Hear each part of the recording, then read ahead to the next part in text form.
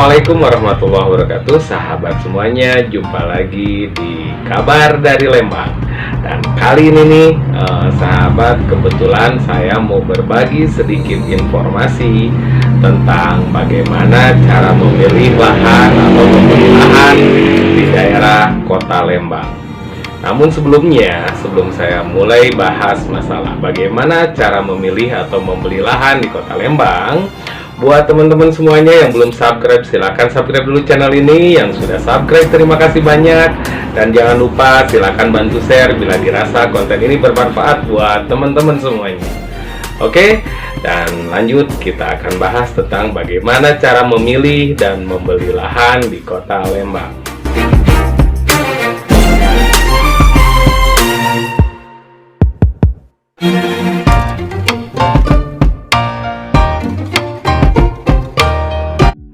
Area Kecamatan Lembang, Kabupaten Bandung Barat merupakan salah satu area yang banyak dilirik oleh para wisatawan maupun para investor. Keindahan alam yang masih terjaga serta cuaca sejuk menjadi daya tarik tersendiri bagi para wisatawan untuk datang ke Kota Lembang. Ditambah lagi dengan karakter budaya masyarakat Lembang yang mudah menerima informasi baru maupun juga menerima budaya baru, menjadikan Lembang sebagai salah satu sasaran wisata terbaik di Kota Bandung Barat. Peningkatan fasilitas sarana dan prasarana yang disediakan oleh pemerintah Kabupaten Bandung Barat sangat mendukung pada sisi peningkatan sektor pariwisata di daerah Lembang. Fasilitas infrastruktur yang semakin hari semakin baik mempermudah para wisatawan maupun investor untuk berkunjung ke Kota Lembang.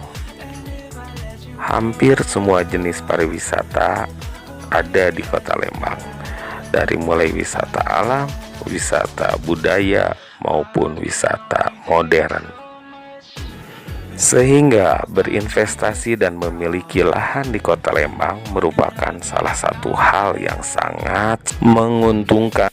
Namun untuk memiliki lahan di area Lembang harus banyak hal yang diperhatikan. Terlebih untuk investasi, jangan sampai niat untung malah jadi buntung. Sahabat semuanya, saat ini perkembangan Kota Lembang begitu pesat, dan juga lahan-lahan di Kota Lembang saat ini menjadi incaran para pencari lahan-lahan untuk dijadikan bisnis properti. Kenapa demikian? Karena nilai jual dari lahan di Kota Lembang semakin hari terus naik dan nilai investasinya sangat-sangat tinggi. Didukung lagi, Kota Lembang ini merupakan salah satu daerah dengan sentral bisnis pariwisata yang cukup besar dan menjadi salah satu pusat bisnis wisata di Kota Bandung Barat. Para pencari lahan di Lembang rata-rata berkeinginan untuk mencari lahan di Kota Lembang untuk dijadikan sebagai sarana hunian ataupun sarana bisnis. Ada yang digunakan sebagai rumah tinggal, villa, hotel, dan bisnis properti lainnya. Dan itu sangat wajar sekali karena memang para pengunjung yang masuk ke Kota Lembang dari luar daerah semakin hari terus semakin meningkat. Ditambah lagi fasilitas-fasilitas yang disediakan oleh pemerintah daerah di Kota Lembang saat ini semakin lengkap dan semakin bervariasi sehingga mengundang turis-turis domestik untuk datang ke Kota Lembang.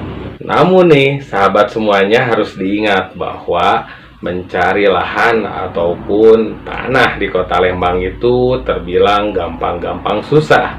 Banyak hal yang harus diperhatikan saat kita akan menentukan atau membeli sebuah lahan di Kota Lembang.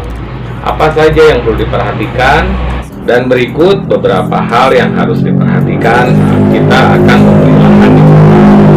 Yang pertama, Lembang ini merupakan salah satu daerah yang dulunya Lembang ini merupakan tempat favorit dari hunian orang-orang zaman Belanda. Salah satunya yang terkenal adalah keluarga Urson. Keluarga Urson ini merupakan salah seorang partikelir yang memiliki 70% lahan Lembang. Jadi hampir seluruhnya lahan Lembang dulunya merupakan milik keluarga Urson. Siapa keluarga Urson? Nanti akan kita bahas di konten selanjutnya.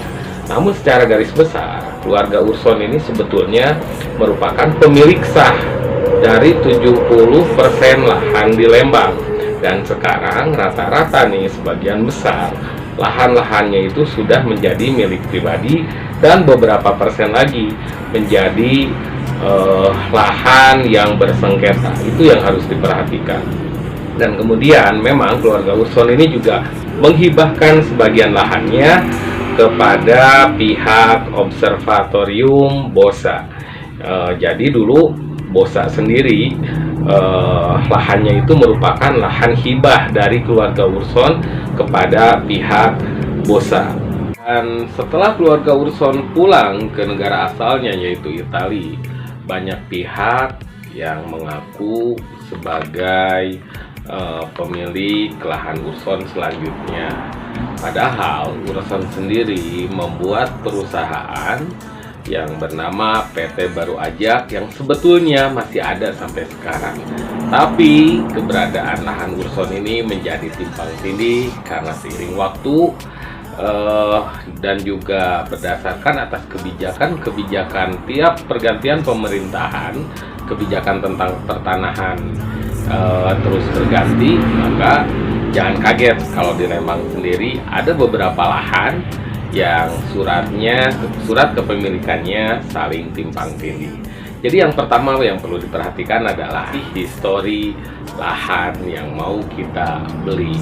Jadi untuk di Lembang kita harus tahu histori tanah itu seperti apa.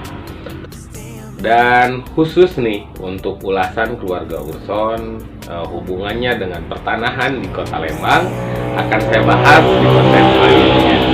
Untuk yang selanjutnya dari nilai histori ini yang paling penting nih kita perhatikan nilai histori tanah yang akan kita beli di Kota Lembang.